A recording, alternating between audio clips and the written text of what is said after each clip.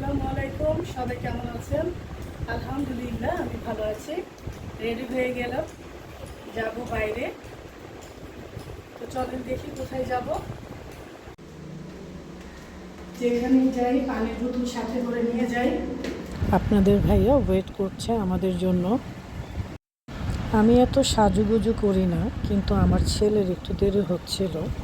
আমি আর আপনাদের ভাইয়া সব সময় নর্মালভাবেই চলার চেষ্টা করি। ছুটির দিন ছাড়া তো আর ঘোরা হয় না, তাই বের হয়ে গেলাম। এক সপ্তাহ আগে গিয়েছিলাম, কিন্তু ভিডিওটা আপলোড করতে পারিনি। সপ্তাহে একদিন ঘোরা যায় পরিবার নিয়ে, তাহলে মনটাও ভালো থাকে। সপ্তাহে একবার চেষ্টা করবেন পরিবার নিয়ে, প্রিয়জনকে নিয়ে বাইরে ঘুরে বেড়ানোর। তাহলে ঝগড়াঝাটিটাও কম হবে আর সম্পর্কটাও ভালো থাকবে। দেখেন আমরা তিনজন কি সুন্দর বের হয়ে গেছি। এত কথা বলতে বলতে তো ভুলেই গেছি আমরা কোথায় যাচ্ছি। আমরা যাচ্ছি জঙ্গলবাড়ি। পূর্বাচল 300 ফিট চলে আসলাম আমরা। জঙ্গলবাড়ি যাওয়ার পথে এই জায়গাটা দেখুন কি সুন্দর লাগছে, তাই গাড়ি থেকে নেমে পড়লাম।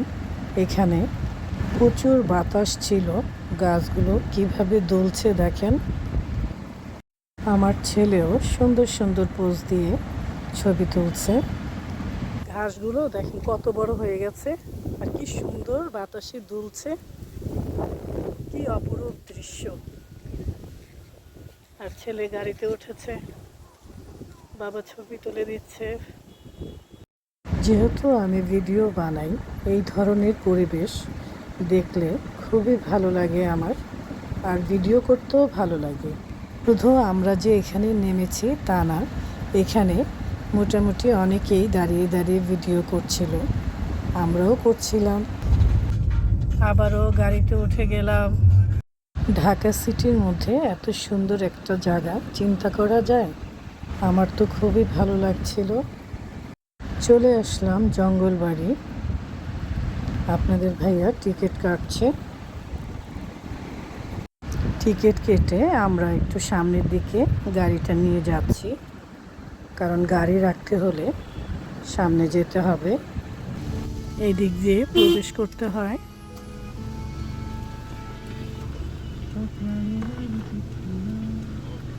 ওয়ালাইকুম আসসালাম। গাড়ি পার্কিংয়ের ব্যবস্থা এখানেই, আগে টিকিট কেটে তারপর এখানে পার্কিং করতে হয়।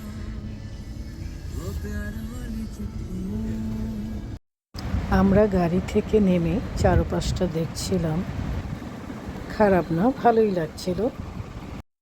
ঢুকতেই ইমু পাখির দেখা মিলল। ইমু পাখিকে একা দেখে খারাপ লাগছিল, তার কোনো সঙ্গী নেই। সঙ্গী থাকলে ভালো লাগতো। আমি দাঁড়িয়ে দাঁড়িয়ে ওকে দেখছিলাম, ও আমার কাছে আসে নাকি। এখানে সুইমিংয়েরও ব্যবস্থা আছে। এখন আমরা হেঁটে হেঁটে ভিতরের দিকে যাচ্ছি। এখানে একটা মাঠের মতো আছে, আছে চেয়ার টেবিল। এখন আমরা এই সাইডটাই যাচ্ছি। এখানে গাছগাছালিতে ভরা। আমি দাঁড়িয়ে একটু ভিডিও করে নিচ্ছিলাম। ভিতরে বড় একটা হাউসের মতো, আর এই জায়গাটা কেমন অন্ধকার অন্ধকার লাগছে।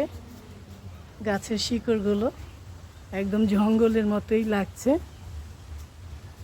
অন্ধকারের জন্য একটু ভয় ভয়ও লাগছে। ওই যে আপনাদের ভাইয়া হাঁটছে।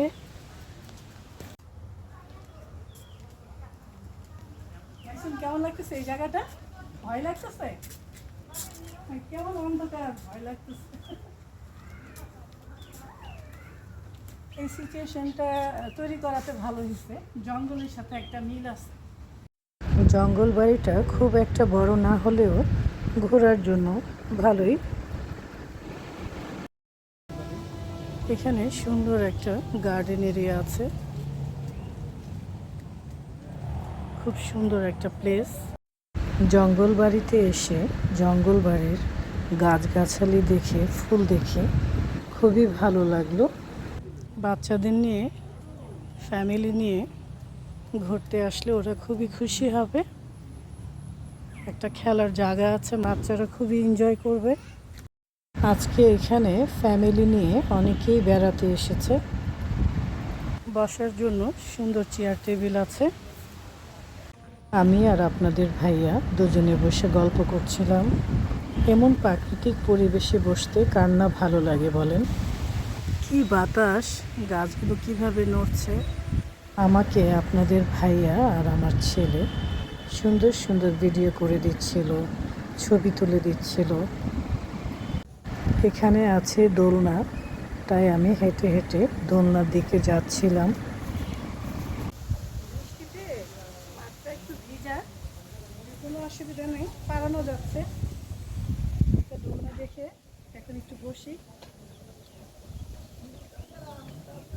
দোলনা দেখলে কেন জানি আমার দোল খেতে ইচ্ছে করে।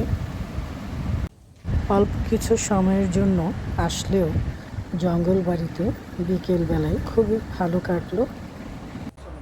পরিবেশটা দেখেন, একটা ভুতুড়ে পরিবেশ। আর গাছগাছালি এত হয়েছে, জঙ্গল বাড়ি নামটা ভালোই রেখেছে। পানিটা এত ঘোলা, পানিতে মাছ দেখা যাচ্ছে। ঘোলা পানির কারণে মাছগুলো দেখাতে একটু কষ্টই হচ্ছিল। পাখির ডাকাডাকি, কিচিরমিচির। আর প্রাকৃতিক পরিবেশে আমি এখন সিঁড়ি বেয়ে উপরে উঠছি। দেখি এখানটায় কি আছে। ছাদের উপর হার্ট শেফের একটা বসার ব্যবস্থা করেছে, ভালোই সুন্দর। আমি এখানে বসে কিছু ছবি তুলে নিলাম। চার দেয়ালের ঘর থেকে যখন এরকম খোলা আকাশের নিচে আসে তখন খুবই ভালো লাগে। ছাদ থেকে সুইমিং পুলটা কি সুন্দর লাগছে। বিকেলবেলাটায় ভালোই কাটালাম জঙ্গল বাড়ির রিসোর্টে। এখন চলে যাচ্ছি। সবাই ভালো থাকবেন, সুস্থ থাকবেন, প্রিয়জনকে নিয়ে, পরিবর্গ নিয়ে ঘুরে বেড়াবেন, দেখবেন মনটাও ভালো থাকবে। এখন আসি, আল্লাহ হাফেজ।